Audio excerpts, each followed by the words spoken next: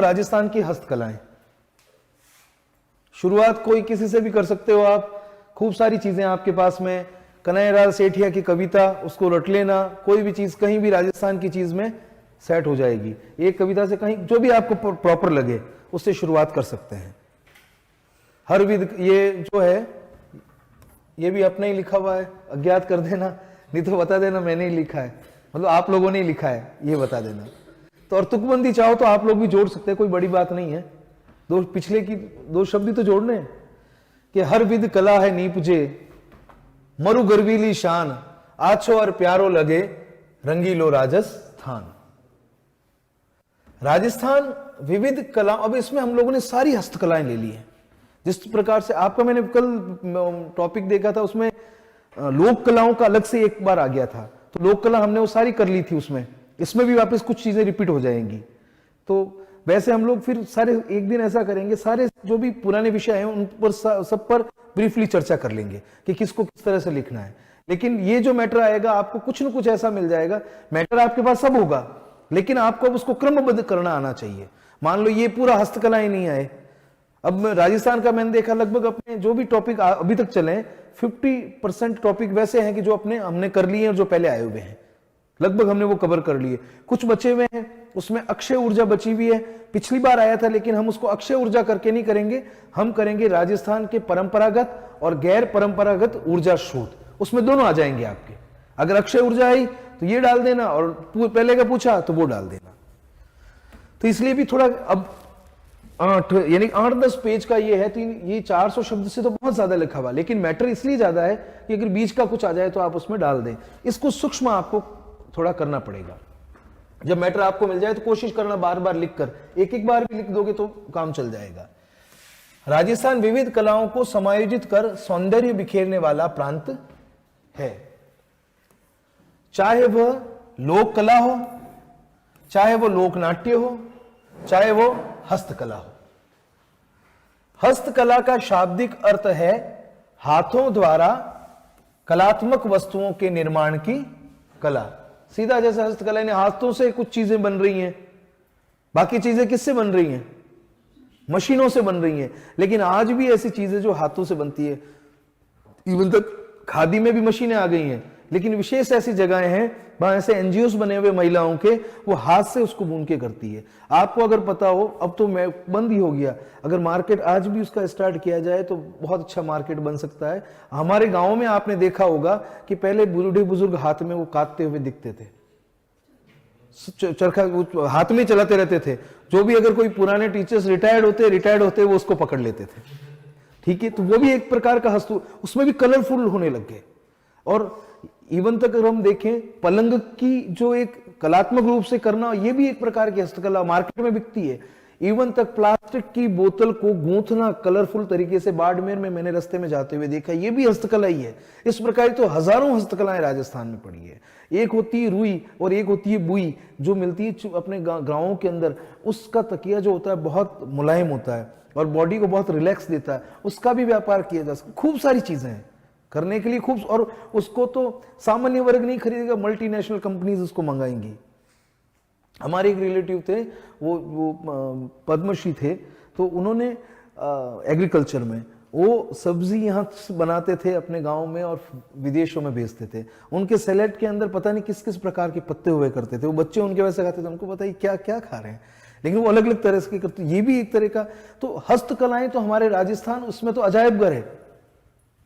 मैंने आपको, और सबसे ज्यादा रेवेन्यू देता है राजस्थान को, सबसे ज्यादा जो रेवेन्यू देता है वो है हस्तकला। हस्तकला में भी खूब सारी कलाएं होगी। अगर उसका छोटा करके आपसे पूछ ले तो आप उसका बता देना, मैंने उसमें चीजें सूक्ष्म लिखी है, उसका विस्तार आप कर देना।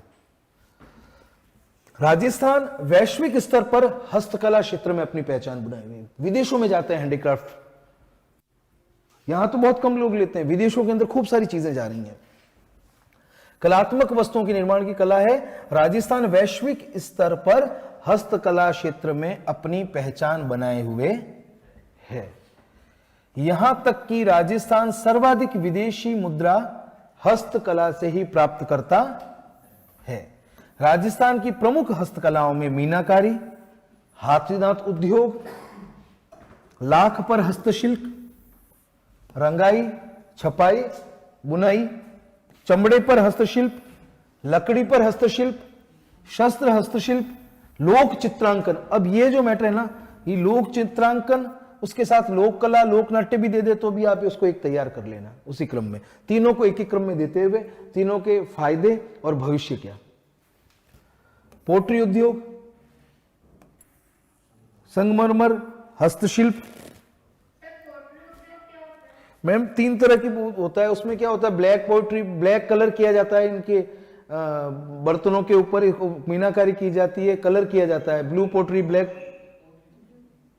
3 प्रकार अलग अलग तरह की पोट्रीज हैं, उन तीनों को जियो टैग भी मिला, जयपुर की अलग है, अलवर की अलग है, अलवर की पतले पेपर की पोट्री अलग होती है, वो सब उसमें आ जाएगा अभी धीरे धीरे आप देखेंगे। तो सबसे पहले हमने शुरू किया है, खाली पेज है, मीनाकारी से, ठीक है।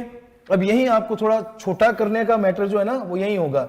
मैंने ज्यादा इसलिए दिया कि ज्यादा पढ़ेंगे तो कुछ न कुछ तो हमें याद रहेगा, लेकिन लिखना हमें अपनी सीमा में ही है।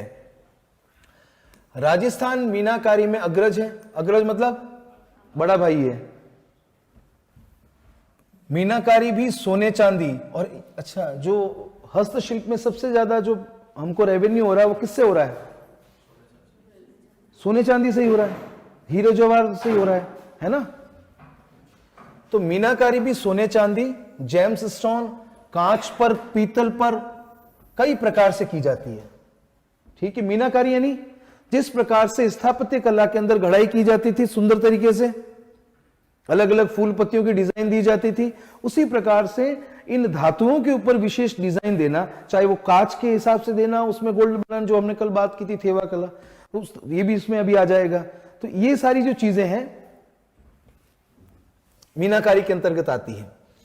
जयपुर में मीनाकार, अब इसमें एक एक चीज का, जयपुर के मीनाकार सोने चांदी के आभूषणों पर कलात्मक मीनाकारी के लिए विश्व प्रसिद्ध है, और यहीं से जाती है, और खूब सारी इंडस्ट्री बन गई है। अब तो पहले तो इनको कभी लघु उद्योग की संज्ञा थी, अब तो बड़ी बड़ी वृहद उद्योग बन गए, इनकी बड़ी बड़ी इकाइयां बन गई हैं। जयपुर तो इसका पूरा हब है, कभी कुछ चमड़ा का बन रहा, चमड़े का बहुत बड़ा हब यहां बना हुआ है मानपुर माचेड़ी में। जेम्स और ज्वेलरी के अंदर जयपुर का नाम आता है, हीरे जवाहरात पर नक्काशी करनी हो तो जयपुर का नाम आता है। और न केवल राजस्थान अपितु पूरे भारत में सबसे रिच स्टेट है गोल्ड को लेकर या उसकी कलाकृति को बनाने में राजस्थान। एक तो नॉर्मल होता है कि हाँ ऑर्नामेंट्स हैं, बड़ी बड़ी शॉप्स हैं, लेकिन उस पर विशेष कलाएं करना, अलग अलग तरह से डिजाइन, कांच को लेकर अलग तरह के गोल्ड बनाना, ज्वेलरी बनाना, ये सारा खेल जो है राजस्थान में सर्वाधिक होता है। इसलिए हमारे लिए हस्तशिल्प बहुत महत्वपूर्ण बनता है, और आपके एक बार आया हुआ भी है राजस्थान का हस्तशिल्प। जयपुर में रत्नों की कटाई, घिसाई, मीनाकारी के कार्य को प्रोत्साहित करने के लिए जयपुर में जेम्स, अब इसमें आप सब मैंने ज्यादा दिया, इसको छोटा कैसे करोगे? ये 4 लाइनें हैं, सीधा डाल दिया मीनाकारी के लिए जयपुर, बस बात खत्म। मीनाकारी जेम्स ज्वेलरी के लिए जयपुर। अगर सिर्फ ये आएगा तो बड़ा इसलिए दिया है कि अगर उसमें सिर्फ मीनाकारी उद्योग का भी पूछा जा सकता है, ये खुद में 400 शब्द लिखने जैसा है। अलग अलग कलाएं, प्रतापगढ़ की थेवा अलग बताओगे, जयपुर का अलग बताओगे, फिर जोधपुर, इस तरह से आप डाल देना, तो इसमें आप 400 शब्द लिख, लेकिन इसको जब पूरे को लिखना पड़ेगा तो छोटा कहां करोगे? जयपुर ही लिख दोगे कि जयपुर मीनाकारी रत्नों की कटाई के लिए प्रमुख। तो ये 4 लाइन एक में आ गई। जयपुर में रत्नों की कटाई, घिसाई व मीनाकारी के कार्य को प्रोत्साहित करने के लिए जयपुर जेम्स स्टोन की स्थापना की गई। कांच पर सोने की मीनाकारी के लिए प्रतापगढ़, चित्तौड़गढ़ की मीनाकारी प्रसिद्ध है, जिसको कल चर्चा हुई थी अपने, जिसको क्या कहते हैं? थेवा कला। सिर्फ मीनाकारी आ गई तो प्रत्येक के अंदर मीनाकारी, प्रतापगढ़ की जयपुर, प्रतापगढ़, बीकानेर, अन्य 50 50 50 50 200 शब्द, 50 की शुरुआत, 50 का उपसंहार, कुछ विशेष आभूषणों के नाम लिख दिए, उसका फ्यूचर लिख दिया, उसको फ्यूचर के लिए क्या कर सकते हैं, इंडस्ट्री का लिख दिया, ये 400 शब्द पूरे हो गए।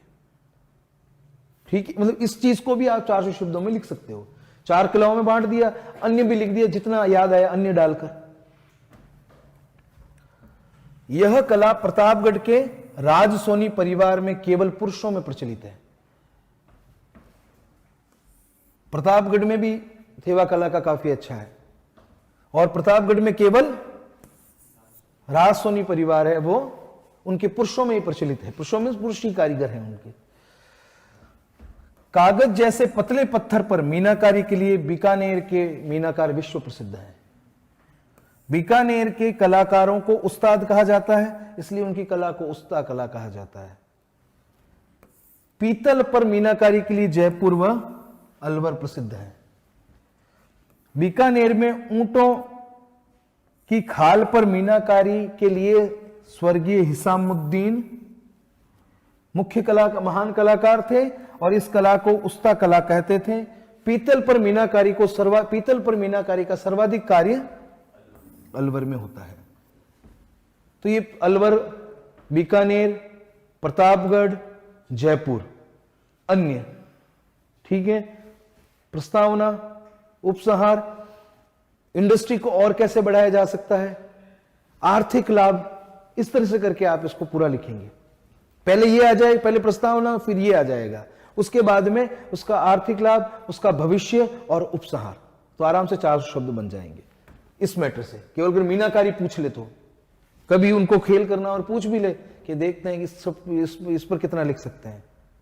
अब हस्तकला तो, लेकिन ये देंगे नहीं, क्योंकि वो तो चाहते हैं कि जितना ज्यादा मैटर हो उसको छोटा कैसे करता है, वो ये चाहते हैं। अब हस्तकला इतनी बड़ी है कि उसको कोई 400 शब्दों में लिख सकता है, लेकिन वो लिखवाएंगे। तो ये लिखवाएंगे कैसे? हम सीधा लिखेंगे राजस्थानी मीनाकारी में अग्रज है, जेम्स ज्वेलरी, हीरा जवाहरात में जयपुर, ऊंटों पर नक्काशी के लिए बीकानेर, थेवा कला के लिए प्रतापगढ़, और इस कला के लिए ये प्रमुख है। यहां पर ही खत्म हो गया, ठीक है। हाथीदांत पर हस्तशिल्प, अब बाकी सबको तो मैंने छोटा, इन पर नहीं पूछा। हाथीदांत पर कुछ विशेष लंबा 300 शब्द 400 शब्द का नहीं बनेगा, लाख पर नहीं बनेगा, लेकिन मीनाकारी पर बन सकता है, इसलिए उसको थोड़ा विस्तृत किया। हाथीदांत पर हस्तशिल्प, राजस्थान में हाथीदांत से आभूषण बनाए जाते हैं, जो सर्वाधिक जयपुर, जोधपुर और उदयपुर में होता है। राजस्थान में विवाह के अवसर पर हाथीदांत का चूड़ा पहना जाता है। हाथीदांत की सजावटी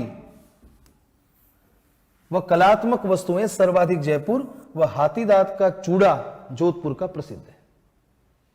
खत्म, हाथीदांत में बस इतना ही। अब उसमें तो ऐसे भी एक सर्वाधिक हम लोग कहां से आयात करते हैं, तो थाईलैंड से, केरल से, वहां से हाथीदांत यहाँ इंडिया राजस्थान में आता है। फिर हम लोग, तो ये कोई बताना हमें जरूरी नहीं है। पूछ लिया जाए, आपको पूछ लिया आपको हाथीदांत का चूड़ा क्या होता है, सर हाथीदांत का चूड़ा हाथीदांत से बना हुआ होता है, जो मुख्यतः जोधपुर में बनता है। कि हाथीदांत कहाँ से आता है, यहाँ होता है क्या? कि नहीं नहीं सर, बाहर से मंगवाते हैं, थाईलैंड से आता है, केरला से आता है, ये चीज है। राजस्थान पर हस्तशिल्प, राजस्थान में लाख पर हस्तशिल्प का कार्य जयपुर, उदयपुर, जोधपुर, अजमेर एवं भरतपुर में विशेष रूप से किया जाता है। राजस्थान में मांगलिक अवसरों पर लाख का चूड़ा पहना जाता है। बस विशेष जगह बता दी, लाख आ गया, उपयोग कहां, लाख का चूड़ा। ये इस पर बड़ा बन सकता वापस।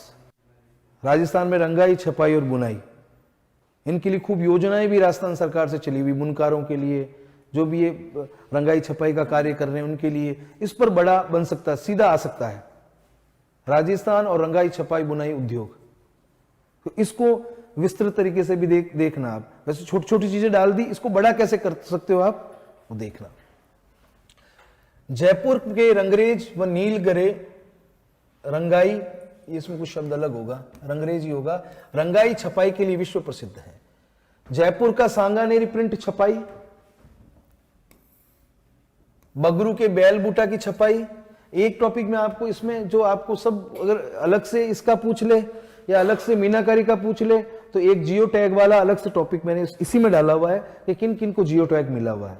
तो उनका आप जीआई टैग जो है, तो वो आप उसमें डाल सकते हैं कि ये जीआई टैग इनको मिला हुआ है हस्तशिल्प के अंदर, तो उसको आप डाल दोगे 4-5, तो एक अलग से आपका बन जाएगा। या इनके लिए इनके रंगरेजों के लिए और विशेष सरकारी योजनाएं चल रही हैं, उन योजनाओं का हमने उल्लेख कर दिया। एक चीज आप बता सकते हो, जो राजसिको है वो हमेशा लघु उद्योग को प्रोत्साहित करता है और हस्तशिल्प हमारे यहाँ पर विशेष लघु उद्योग के रूप में स्वीकृत है। या दो मूलतः औद्योगिक 1992 की नीति और उन के तहत इसको लघु उद्योग का दर्जा दिया गया है हस्तशिल्प को। तो ये हस्तशिल्प है, तो आप लिख दोगे कि ये हस्तशिल्प की एक इकाई है और इसको लघु उद्योग का दर्जा दिया गया। इस पूरे मैटर में लिखा हुआ है। और 98 के अंदर भी इनको विशेष सुविधाएं दी गई। तो ये एक करके आप हर अलग से इसका पूछ लें या अलग से मीनाकारी का पूछ लें। ये दो बड़े टॉपिक ही बनते। मीनाकारी से भी महत्वपूर्ण ये बनता है बगरू के बेलबूटा की छपाई, बाड़मेर का अजरक प्रिंट, चित्तौड़गढ़ की जाजम छपाई। अब चित्तौड़गढ़ में अगर विशेष पूछ ले जाजम छपाई तो चित्तौड़गढ़ आकोला एक जगह है चित्तौड़गढ़ की। कोई चित्तौड़गढ़ से होगा तो उसको पता होगा। ये अच्छा लिख दिया ना यहाँ पे। जाजम छपाई और आकोला चित्तौड़गढ़ की दाबू छपाई के लिए विश्व प्रसिद्ध है। जयपुर का पोमचा पीले रंग का होता है, जो जन्मोत्सव पर विशेष रूप से मां के द्वारा ओढ़ा जाता है। जोधपुर का मोठड़ा राष्ट्रीय पोशाक, ये राज्य लिखना का अभिन्न अंग है। मेवाड़ की पगड़ी वीरता का प्रतीक है। कोटा की कोटा डोरियां, मसूरिया की साड़ियां पूरे देश भर में प्रसिद्ध हैं। राजस्थान में जयपुर, अजमेर, बीकानेर व जैसलमेर में ऊनी कंबल बुने जाते हैं। बीकानेर के ऊनी कंबल विश्व प्रसिद्ध हैं। बीकानेर में ईरानी व फारसी शैली के बने गलीचे विश्व प्रसिद्ध हैं। राजस्थान में ऊनी कालीन बीकानेर तथा जैसलमेर में सर्वाधिक बनती है। कालीन बीकानेर के बुने ऊनी कालीन सर्वाधिक विदेशों में निर्यात होते हैं। अब आ गया आपका चमड़े पर हस्तशिल्प। तो चमड़ा उद्योग भी हस्तशिल्प का प्रमुख उद्योग है। राजस्थान में चमड़ा उद्योग को प्रोत्साहन के लिए सर्वाधिक जयपुर के अंदर है, मानपुर माचेड़ी में।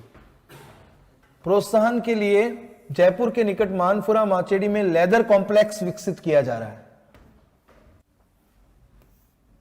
राजस्थान में चमड़े की घरेलू उपयोग की वस्तुएं सर्वाधिक जयपुर में बनती हैं। सारे फैक्ट्स ही हैं। जयपुर तथा जोधपुर में बनी चमड़ी की मोजड़ियां क्रमशः विवाह व दैनिक उपयोग में ली जाती हैं। नागौर के जिले के बड़ू में संयुक्त राष्ट्र संघ के द्वारा अपने UNDP United Nation Development Programme के तहत जूतियां बनाने की एक परियोजना संचालित है यूएनडीपी की तरफ से। जालोर की भीनमाल जोधपुर में बनी कसीदाकार मोजड़ियां भी पूरे विश्व में प्रसिद्ध हैं। अब ऐसे काफी चीजें आपके दिमाग में होंगी जो हम आसपास देखते हैं, ठीक है। नहीं तो कुछ क्षेत्र जिस तरह से उन्होंने तो सांगा से कुछ निर्माण करवा दिया था, तो कुछ तो आसपास तो कुछ निर्माण हो ही सकता है ना। आसपास हो सकता है कुछ नया कुछ बन गया। जैसे जालोर के अंदर लेटा है, लेटा की दरिया, वो पूरे जो दरी बनती है ना, लेटा की दरिया खूब सारी वहां लगी रहती है। छोटी छोटी चीजें तो हजारों हैं। हो सके इनको सूक्ष्मता से देखने के लिए कि ये इंडस्ट्रीज क्या है, तो कोई राजस्थान अध्ययन की किताब के अंदर आप देख लेना, मिल जाएगी। छोटे छोटे करके मिल जाएंगे। मैटर मिल जाएगा, क्रम ये रखना है। उसमें अलग तरह से दिया होगा, ज्यादा नहीं रखना, शब्द उसको सीमित रखने हैं। लकड़ी पर हस्तशिल्प, कास्ट कला के लिए डूंगरपुर का जेठाना, उदयपुर लकड़ी के हस्तशिल्प का प्रमुख। उदयपुर के अंदर लकड़ी से बने हुए जो घरेलू उपयोग की चीजें होती है, जैसे पलंग है, ये सोफा, ये मुख्य तो उदयपुर में बनते हैं। और लकड़ी की कठपुतलियों का कार्य भी उदयपुर में होता है। उदयपुर में एक लोक कला मंडल है जिसकी स्थापना सन 1955 में देवीलाल सामोर ने की थी। मुख्यतः वो कठपुतली, कभी आप जाओगे ना उदयपुर तो एक वास्तव में घूमने की जगह है, उसके अंदर लोक कला मंडल स्पेशल आपको बताएगा कि वहां भी देखिए, वहां पपेट शो होता है। एक देखा होगा जो गए होंगे उन्होंने, तो वहां पर कठपुतलियां भी बनती हैं। कठपुतलियां बेचते भी हैं, बनती भी हैं, और बहुत अच्छा पपेट शो होता है। उसमें पूरा लोक कला मंडल उसी लोक कलाओं को लेकर है। या कल जैसे मैंने बताया कि अगर समय मिले तो एक बार जीवन में लोकानुरंजन मेला जरूर देखना, टाउन हॉल में लगता है जोधपुर के अंदर। जब भी जोधपुर आए हुए हों और ऐसा लगे कि पूरे राजस्थान का कल्चर, राजस्थान की संस्कृति, उसके लोकवाद्य, उसके लोक गायन, उसके लोकगीत, सबसे आप रूबरू हो जाएंगे। ये सर एग्जैक्टली टाइम पता नहीं, अभी कोविड में तो लगा नहीं है, बाकी इसी यही समय होता है लगने का, 2-4 महीने, पिछले जो 3-4 महीने होते हैं सर्दियों के, इसमें लगता है, लेकिन कोविड के कारण लगा नहीं। पिछला हुआ था, उससे पहले 2 साल नहीं हुआ था। बाकी बहुत अच्छा, अखबार में आपको मिल जाएगा, हाँ लोकानुरंजन मेला 26 इतना अक्टूबर या ऐसा ये टाइम रहता है, अक्टूबर नवंबर का। बहुत अच्छा मेला, कुछ विदेशी भी आते हैं, विदेशी नहीं, जो अपने दूसरे स्टेट्स के भी आते हैं, गोवा के भी कलाकार, लोक कलाकार आते हैं, पूर्वोत्तर के भी आते हैं, पंजाब के भी आते हैं, लेकिन बहुत राजस्थान का लगभग पूरा आपको मिल जाएगा। दिन भर तो उनकी वो चलती रहती है, गैलरीज है, गैलरीज में अपना गाते रहते हैं, चलता रहता है, और शाम को उनका शो होता है 2-3 घंटे का, 2 दिन लगता है, दोनों दिन अलग अलग तरह के शो होते हैं और बिल्कुल निःशुल्क होता है। और बाकी लोक कला मंडल जाओ तो ये पपेट शो आप देख सकते हैं, बहुत अच्छा है। काष्ठ कला के लिए डूंगरपुर का जेठाना, उदयपुर के लकड़ी के हस्तशिल्प का सर्वाधिक कार्य और लकड़ी की कठपुतलियों के कार्य के लिए, लकड़ी के झूलों के लिए चित्तौड़गढ़ जिले की बस्सी, चित्तौड़गढ़ जिला जो है उसमें एक जगह है, तो अपने जो तोरण बनते हैं ना, लकड़ी के तोरण ज्यादातर यहां बनाए जाते थे। पहले तो तोरण भी बहुत बड़े होते थे, गांव में अगर कोई आप देखोगे तो बहुत ऐसे प्राचीन, इतने इतने बड़े बड़े वो तोरण, पता नहीं यहाँ से वो चिड़िया निकली हुई और ये इतने बड़े बड़े वहां लगे हुए पुराने समय के, जो ये बड़ी बड़ी जो पौड़ होती है, पौड़ के बाहर इतने इतने बड़े वो आज भी लगे हुए हैं, पुराने होते थे वो, लगभग बनने का काम उधर से होता था। अब आजकल तो सारे आर्टिफिशियल आने लगे इतने इतने से, ताकि सुविधा रहे उनको वापस डिसॉल्व करने के लिए। बाकी पहले इतने बड़े बड़े होते थे, लगे रहते थे, और विशेष बहुत सुंदर हाथों से बनाए हुए। लकड़ी के तोरण के लिए जयपुर लकड़ी के पशु पक्षियों के सेट जोड़े, यानी कि जो खेलने के खिलौने होते हैं। मेड़ता लकड़ी के खिलौने के लिए विश्व प्रसिद्ध है। शेखावटी क्षेत्र में लकड़ी के नक्काशीदार किवाड़ बनाए जाते थे। अपने घर पर आप देख लो, पुराने समय में गांव में या कहीं भी पहले कितने वो दरवाजे वैसे होते थे, दोनों क्लोज होते हैं, इसको बंद करते, उनकी वो नक्काशी कितनी सुंदर। अभी तो बिल्कुल फ्लैट आगे प्लाई के, कि हाँ वो थोड़ा अलग से डिजाइन होती है और बहुत देखने में सुंदर लगती है, लेकिन वो नक्काशी और कितने मजबूत होते थे, नक्काशी कितनी सुंदर होती थी उन पर। तो वैसे उस समय बनते थे।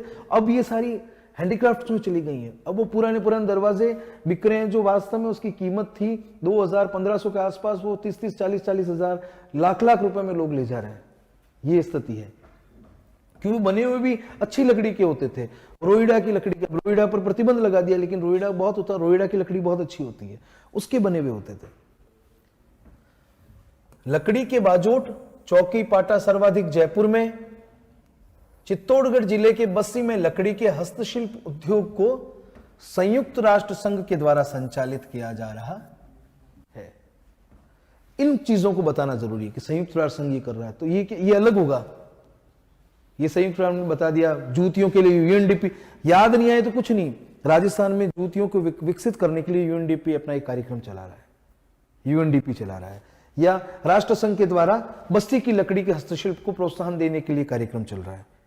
और उसको भले ही आप है ना, ये हल्का सा ऐसे दिखा ना, पढ़ते पढ़ते देखेगा, अच्छा ये अलग से राष्ट्र संघ संचालित कर रहा है, यानी कुछ अलग लिखा है, उसको आप दिखा सकते हो। आपको जो लगता है ना कि जो बेस्ट व्यक्त हो उससे, लेकिन उस लाइन में दम होना चाहिए। वो लाइन ऐसी होनी चाहिए, वो लगभग 2-4 लोगों के अलावा कोई नहीं लिखे।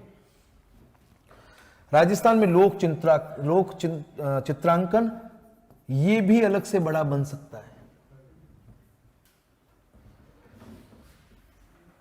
लोक चित्रांकन में फड़ चित्रण तो है ही, ये जो अपन पहले मानते थे, इसको भी आप लोक चित्रांकन में ले सकते हैं। या आप लोग कह सकते हैं कि हमारे यहाँ पर इस प्रकार के त्योहार होते हैं जहां पे हम लोग अपने हाथों से देवी देवतियों की मूर्तियां बनाते हैं। विवाह के अवसर पर भी पहले बनते थे, अब तो वो छपे हुए आने लग गए हैं, लेकिन पहले हाथों से बनाते थे। या हम लोग यहाँ पर एक प्रकार का वो व्रत किया जाता है राजस्थान में, गणगौर भी, वो भी हाथों से करते हैं। ये नहीं, वो आशा देवी, आशा माता, पता नहीं किस दशा माता का भी वो हाथों से बनाया जाता है। तो वो भी एक प्रकार का क्या है, मानना ही है ना। या पहले बिल्कुल जो घर होता था अपना, उस नीरू से नीपा जाता था और वाइट में हम लोग उसको करते थे, दिवाली आती थी जब मुख्य कार्य वो होता था। तो ये सारी ये भी मानने हैं, ये भी आप बता सकते हैं। अब ये तो क्या है कि लो है, बाकी अगर 10वीं और 12वीं को बच्चों को तो हम कहते हैं एक मानना बना के भी बता दिया करो उदाहरण के अंदर, लेकिन हमको ये नहीं करना है।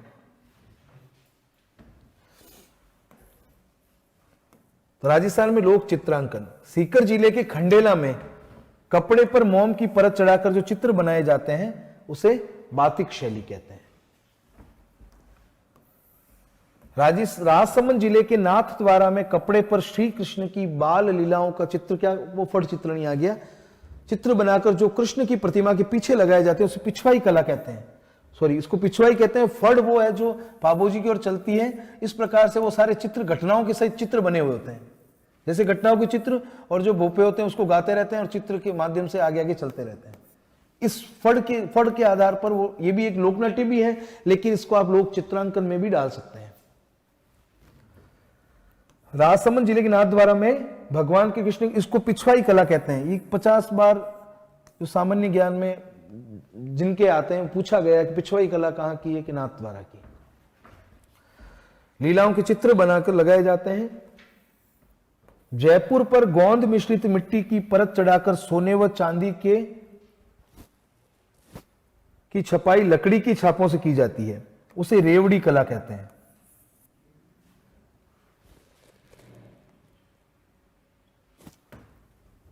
अब पोट्री उद्योग आ गया। महाराजा मानसिंह के काल में ईरान से उद्भुत ब्लू पोट्री का विकास जयपुर में हुआ। जयपुर के महाराजा राम सिंह के काल में ब्लू पोट्री का सर्वाधिक विकास हुआ। वर्तमान में कृपाल सिंह शेखावत ब्लू पोट्री के अंतरराष्ट्रीय ख्याति प्राप्त कलाकार हैं, पद्मश्री भी हैं। कोटा में ब्लैक पोट्री देश भर में प्रसिद्ध है और अलवर की कागजी पोट्री प्रसिद्ध है। यानी पोट्री में 3 नाम याद रखने हैं। जयपुर की ब्लू पोट्री, नाम रह जाए तो मान सिंह जी का कह दीजिए कि महाराजा मान सिंह जी के काल में ईरान से उद्भुत ब्लू पोट्री का विकास सर्वाधिक महाराजा राम सिंह के काल में हुआ, जिसके प्रसिद्ध कलाकार कृपाल सिंह शेखावत थे। कोटा में, इसके साथ साथ कोटा में ब्लैक पोट्री और अलवर की कागजी पोट्री प्रसिद्ध है। ये 3 लाइन 2.5 लाइन में आपका ये हो गया। मतलब एक लाइन बनाने की कोशिश करना। ये नाम ले लिया, यहां से ये ले लिया, और ये लेने के बाद में सीधा विकास हुआ, और इसे ब्लू पोट्री कहते हैं। मुख्य कलाकार कृपाल सिंह शेखावत है। कोटा में, इसके अलावा कोटा में ब्लैक पोट्री व अलवर की कागजी पोट्री प्रसिद्ध है। हस्तशिल्प संगमरमर का, राजस्थान के जयपुर में संगमरमर की मूर्तियां बनती हैं जो विदेशों में निर्यात की जाती हैं। अलवर जिले के किशोरी गांव में संगमरमर की सजावटी वस्तुएं व मूर्तियों का निर्माण होता है। राजस्थान में नागौर जिले के कुचामण तथा मकराना में संगमरमर की सजावटी वस्तुएं बनाई जाती हैं। अब आप देखो, अगर आपको स्पेशली नाम नहीं आया तो आप तो ये देख लेना कि संगमरमर कहाँ कहाँ मिलता है, तो आप वहां से संगमरमर निकलता है, वहां ऐसे इस प्रकार की मूर्तियां होती हैं। ठीक है, जहां संगमरमर निकलेगा वहां इस प्रकार का उद्योग होने की संभावना तो होगी, चाहे हो या ना, एक दुकान तो होगी। ठीक है, तो आप वहां ये बता सकते हैं। और वो वही चीज है, मकराना कुचामण, ये पूरा बेलेट ही वो है। बाकी तो जालोर में ग्रीन मार्बल निकलता है, गुलाबी संगमरमर निकलता है, राजसमंद का लिख सकते हो। ठीक है। हस्तकला विशेष, उपर्युक्त हस्तकलाओं के अलावा कई कलाएं यथा शस्त्र निर्माण कला सिरोही में। अब छोटी मोटी चीज जितना भी आपको लगे, अब इन सब को क्या, अगर हस्तशिल्प सीधा आ गया ना, और हम तो प्रार्थना करते हैं आ जाए, ठीक है, तो उसमें बस छोटा करने का प्रयास करना है, किस प्रकार से हम उसको छोटा करें। ये अंत में सीधा छोटा करोगे तो क्या करोगे, उपर्युक्त हस्तकलाओं के अलावा सिरोही की शस्त्र निर्माण, 250 ग्राम रजाई जयपुर, जोधपुर का बादला, ये सब छोड़ दोगे। जोधपुर का बादला यानी ठंडे घड़ा जो रखने के लिए होता है, सीधा जोधपुर का बादला, राजसमंद मोलेला का टेराकोटा, डूंगरपुर का रमकड़ उद्योग, भीलवाड़ा का ये छोड़ दीजिए, बोले इतना लंबा लिखने की जरूरत नहीं है। या भीलवाड़ा का फड़ चित्रण लंबे कपड़े पर, ये सीधा करके 2 लाइन में आपने 3 लाइन में क्या चीज,